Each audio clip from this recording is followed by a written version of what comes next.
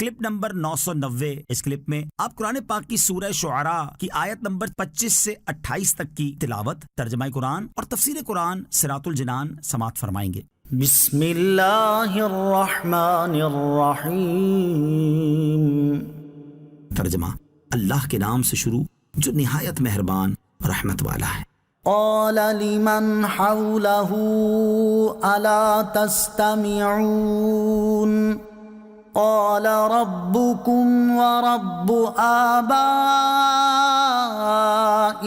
الاولین۔ ترجمہ: فرعون نے اپنے آس پاس والوں سے کہا، کیا تم غور سے نہیں سن رہے؟ موسیٰ نے فرمایا، وہ تمہارا رب ہے اور تمہارے پہلے باپ داداؤں کا رب ہے۔ قال، کہا۔ اس آیت اور بعد والی آیت کا خلاصہ یہ ہے کہ فرعون کے آس پاس اس کی قوم کے سرداروں میں سے 500 شخص زیوروں سے آراستہ زرعی کرسیوں پر بیٹھے تھے، اور حضرت موسیٰ علیہ السلام کا جواب سن کر تعجب کرتے ہوئے فرعون نے ان سے کہا، کیا تم غور سے نہیں سنتے؟ اس کا مطلب یہ تھا کہ میں نے حضرت موسیٰ علیہ السلام سے سارے جہان کے رب کی ماہیت پوچھی ہے، اور یہ اس کے جواب میں اس کے افعال اور آثار بتا رہے ہیں۔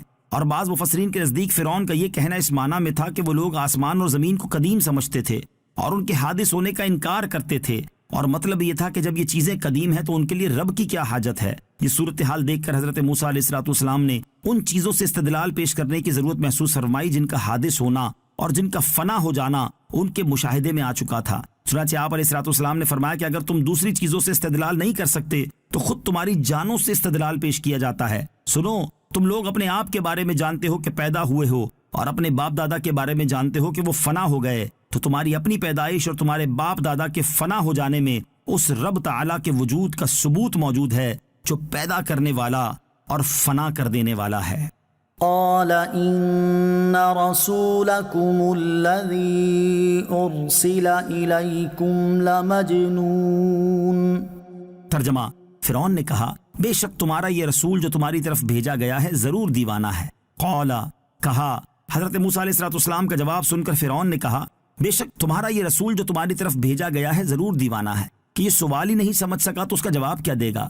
بعض مفسرین کے نزدیک فرعون نے یہ اس لیے کہا کہ وہ اپنے سوا کسی معبود کے وجود کا قائل نہ تھا، اور جو اس کے معبود ہونے کا اعتقاد نہ رکھے اس کو وہ خارج از عقل کہتا تھا، اور حقیقتاً اس طرح کی گفتگو آدمی کی زبان پر اس وقت آتی ہے جب وہ عاجز ہو چکا ہو۔ لیکن حضرت موسیٰ علیہ السلام نے ہدایت کے فریضے کو علی وجہ الکمال ادا کیا، اور اس کی تمام لا یعنی گفتگو کے باوجود پھر مزید بیان کی طرف متوجہ ہوئے۔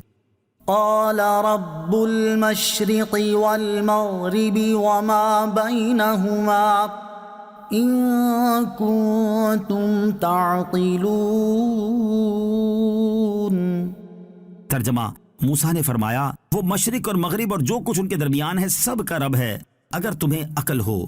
قال، فرمایا۔ حضرت موسیٰ علیہ السلام نے فرمایا، سارے جہان کا رب وہ ہے جو مشرق اور مغرب اور جو کچھ ان کے درمیان ہے سب کا رب ہے اگر تمہیں عقل ہو۔